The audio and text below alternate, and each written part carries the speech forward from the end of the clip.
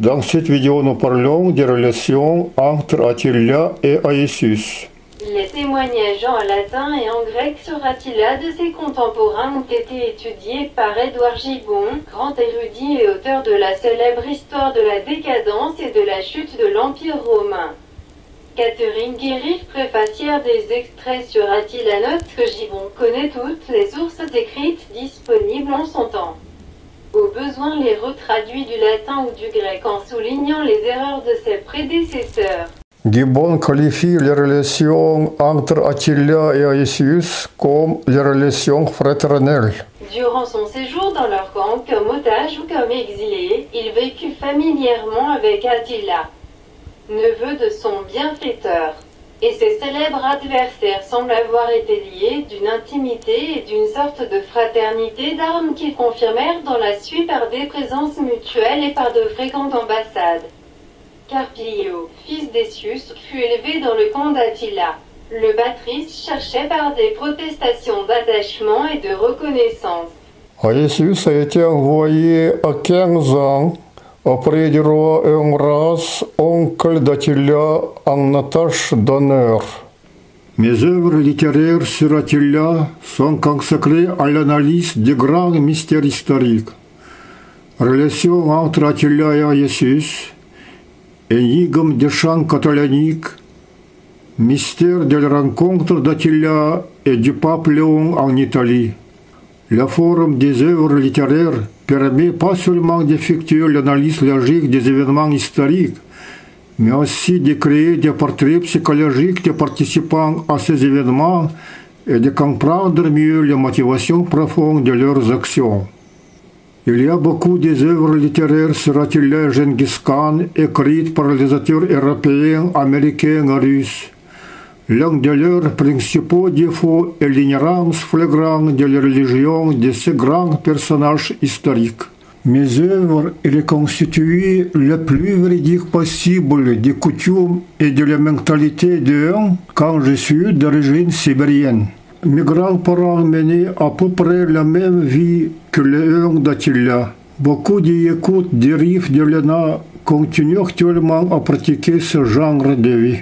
Le culte de Tangra, qui était la religion d'Attila et de Gengis Khan, est toujours vivant en pays Sakha, Yakoutie, tandis qu'il est disparu depuis longtemps en Asie centrale et en Mongolie. Le drapeau de la Yakoutie est un drapeau tangraïste, bleu et avec le soleil blanc. Les croix tangraïstes sont gravées sur la porte du Parlement. Alexei Okladnikov de l'Académie de l'URSS a noté la Sibérie ancienne turque est plus étroitement liée avec l'Occident qu'avec l'Orient.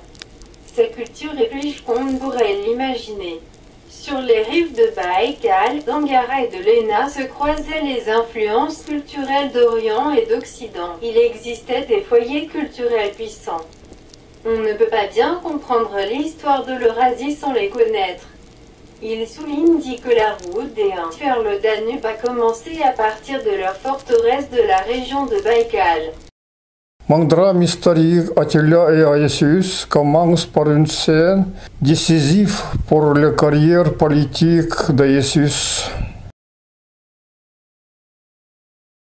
L'an 425, nord de l'Italie. Attila et Aesius avec leur escorte observent le mouvement de l'armée d'Aspar. Attila, il s'approche. Aesius, oui, je vois Galla Placidia et le général Aspar. Les assassins de mon ami Jean, comme je voudrais écraser leur armée par une charge de la cavalerie une. Attila, attendons leur proposition car nous avons accepté les négociations. Attila, à sa suite, rejoignent vos détachements. Soyez prêts à l'attaque en cas de perfidie des Romains. Attila et Aesius restent seuls. Bientôt arrivent Galla Placidia et Aspar. Placidia. Je vous salue Attila, prince des Huns. Général Aesius, Attila. Je vous salue princesse Placidia. Général Aspar, Placidia. Attila. Vous avez quitté l'Italie après vos études il y a déjà plus de 10 ans. Je suis content de vous revoir aujourd'hui à la tête d'une si formidable armée et avec Aesius, ami depuis votre jeunesse. Attila, mon armée a été invitée en Italie par l'empereur Jean que vous avez capturé et tué il y a 3 jours. Il était l'empereur légitime proclamé par le Sénat. Placidia. Dieu m'a aidé à gagner la guerre civile contre Jean. Mon fils Valentinien vient d'être proclamé empereur romain d'Occident comme successeur de l'empereur Honorius, mon frère défunt. Essius. Votre fils n'a que 5 ans. Aspar, Gala Placidia est proclamée régente d'Occident jusqu'à la majorité du nouvel empereur. Placidia. J'admets que Jean et mon fils avaient la même légitimité de revendiquer le titre d'empereur d'Occident. C'est pourquoi je ne considère pas Essius comme un criminel d'État et que je lui propose de devenir gouverneur de la Gaule en échange de l'évacuation de l'armée une de l'Italie. Attila. Vous ne pouvez pas agir autrement. Je ne vous permettrai jamais de malmener mon ami Essius. Je peux même écraser maintenant votre armée et faire proclamer Essius empereur romain. Placidia. Essius n'a aucun droit légitime pour devenir empereur. Je sais que vous respectez nos lois. Pourquoi déclencher une grande guerre entre les 1 et les 2 empires romains? Je vous propose de garder des relations pacifiques. Nous vous versons tout de suite de la rémunération promise à vos guerriers par Jean. Sur un signe de Placidia.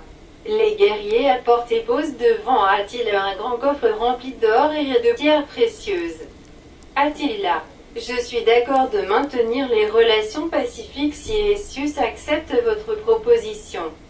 Essius. Je veux bien être le gouverneur de la Gaule à la condition de conserver ma garde une et la liberté de recrutement des mercenaires pour la protection de la Gaule et le maintien de l'ordre. L'armée d'Aspar doit rentrer à Constantinople aussitôt après le départ de l'Italie de l'armée 1. Placidia, j'accepte vos conditions. Selon les sources antiques citées par Gibbon, l'armée 1 a été composée de 60 000 cavaliers. La scène suivante passe en 432, 7 ans après. Palais impérial à Rome. Placidia, c'est la fin. Nous avons perdu. Pourquoi le destin est-il tellement bienveillant pour ce perfide Essius, officier? Nos soldats en panique se sont sauvés du champ de bataille quand la cavalerie, une en ordre irréprochable, cuirasse et armes, brillant au soleil, a commencé à nous contourner des 2 côtés. Ainsi nous ne nous sommes pas abattus. Placidia. Les Huns sont maintenant sous les murs de Rome et il n'y a personne pour nous défendre. Je comptais qu'Essius serait encerclé en Gaule. Que ses troupes resteraient fidèles au pouvoir légal et ne suivraient pas un rebelle, que les Huns n'oseraient pas aider un insurgé déclaré hors la loi. Officier, Essius est rusé et insolent. Mais l'audace apporte le succès. Placidia. Les Huns n'ont même pas eu peur d'une confrontation avec les 2 empires romains. Officier, en revanche, le roi des Visigoths a eu peur de la confrontation avec les Huns et a arrêté son mouvement vers Arles. La 2e armée 1 effectue des manœuvres militaires à la frontière danubienne. Placidia. Mon neveu, l'empereur Théodose, est occupé par des relations difficiles avec la Perse. C'est pourquoi nous ne pouvons pas compter sur le secours de l'Empire d'Orient. Il faut trouver de nouveau un accord avec Essius. Comme c'est humiliant et désagréable pour moi. Entre Valentinien et Honoria. Placidia. Laissez-nous, l'officier sort. Placidia. Mes enfants. Les temps sont difficiles. La résistance est inutile. Essius devient maître de l'Empire. Je suis obligé de le nommer commandant en chef de toute l'armée de notre empire et Patrice à Choanoeria. Maintenant, on peut s'attendre à tout de lui. Placidia, c'est pourquoi je vivrai principalement à Constantinople et suivrai de là attentivement les actions d'Essius et en cas de danger. J'inciterai l'empereur Théodose, mon neveu, à venir vous aider. Honoria recevra le titre d'Augusta afin de diminuer un peu le poids d'Essius. Valentinien, dans 3 ans. Je revêtirai ma toge virile. Placidia. Alors nous commencerons à limiter prudemment le pouvoir d'Essius. En attendant, il faut le supporter. Un jour viendra où Essius répondra de ses crimes. Après la mort de Boniface, son rival, Aetius s'était prudemment retiré dans le camp des Huns et fut redevable à leur amitié de sa sûreté et de son rétablissement. Au lieu d'employer le langage suppliant d'un exilé coupable, Aetius sollicita son pardon à la tête de 60 000 barbares. Et la facile résistance de Placidie prouvait qu'elle accordait à la crainte un pardon qu'on aurait pu attribuer à sa clémence. L'impératrice se mit, elle, son fils et l'Empire, sous la tutelle d'un sujet arrogant et ne conserva pas même assez d'autorité pour protéger le gendre de Boniface, le fidèle et vertueux Sébastien, contre un ennemi implacable, dont la vengeance le poursuivit de royaume en royaume jusqu'au moment où il perdit misérablement la vie au service des Vandales. L'heureux Aetius, élevé aussitôt au rang de patrice et revêtu 3 fois des honneurs du consulat, prit le titre de maître général de la cavalerie et de l'infanterie et s'empara de toute l'autorité militaire. Les écrivains de son temps le nomment quelquefois du coup général des Romains de l'Occident. Ce ne fut point à la vertu d'Aetius, mais à sa prudence, que le petit-fils de Théodose dut la conservation de la pourpre du vain nom d'empereur. Ainsi, Aetius est devenu maître de l'Empire romain d'Occident grâce à l'armée des 60 000 cavaliers huns. Écoutez quelques extraits de mon roman historique Les Amis d'Attila sur les actions des mercenaires huns engagés par Aetius pour défendre la Gaule. En 436, Salvien est devenu le témoin de la victoire d'Aetius et des Huns sur les Burgondes qui essayaient d'envahir la Belgique. Les Burgondes ont perdu 20 000 guerriers et sont obligés d'accepter de vivre en Savoie et de prêter serment de fidélité aux Romains. C'était pour Salvien un signe incontestable du succès d'Attila qui contrôlait maintenant toute l'Europe du Nord. Pendant ce temps, l'armée des Wisigoths du roi Théodoric assiège Narbonne. Après un long siège, les habitants, réduits par la famine aux dernières extrémités, voient que leurs murs commencent à céder aux coups de bélier et aux tirs des catapultes. Enfin, après la défaite des Burgondes, vient l'armée des Huns, sous le commandement d'Aetius qui vint les Wisigoths sous les murs de Narbonne. Chaque cavalier transporte sur la croupe de son cheval 2 sacs de farine pour les citadins terriblement affamés. Onégèse introduit Sabire chez Attila, qui le presse de questions, raconte vite ce qui s'est passé en Gaule. Sabire soupire tristement, le comte Lidorius, après la libération de Narbonne par nous-mêmes, a décidé d'en finir avec les Wisigoths. Il nous a conduits sous les murs de Toulouse. Terrifié, le roi Théodoric voulait négocier et lui a envoyé quelques délégations dirigées par les évêques.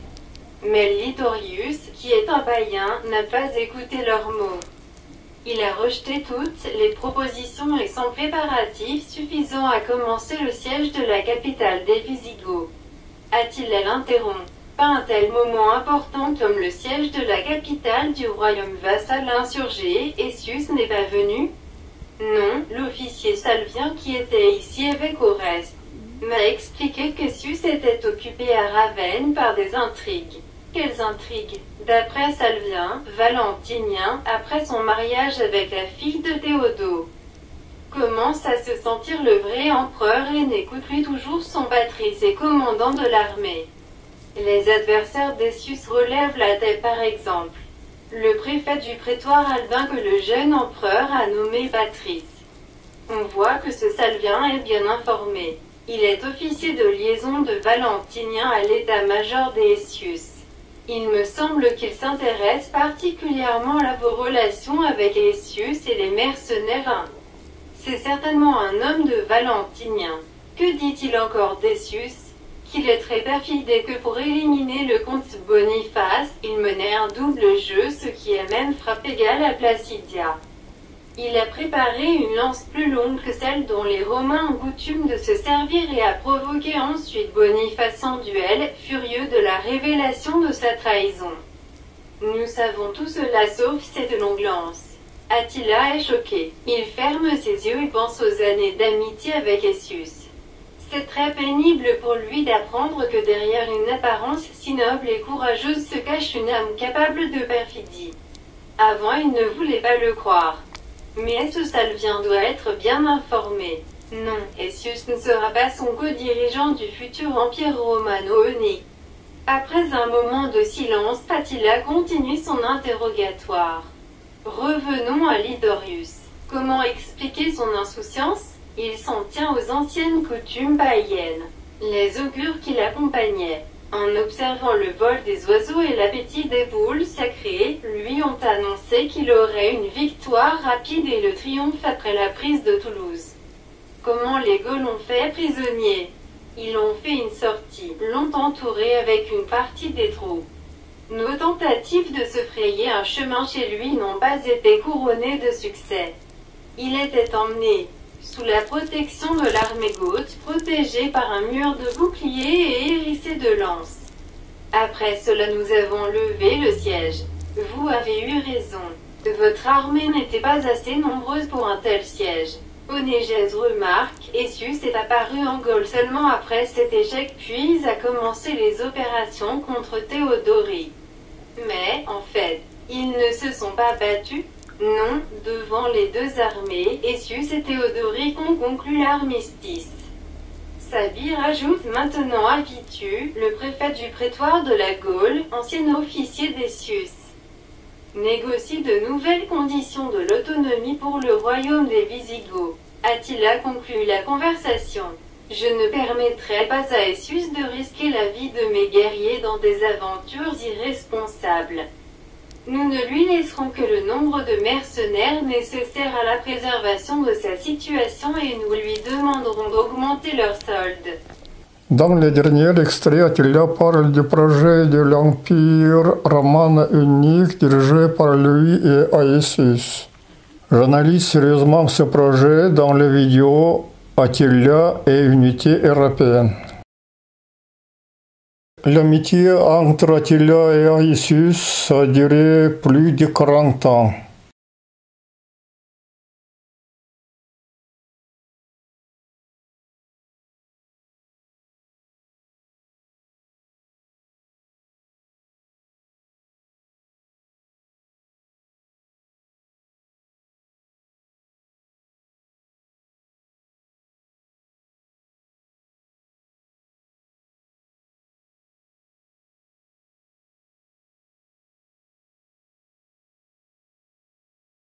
C'est le princesse Honoria qui a provoqué leur confrontation.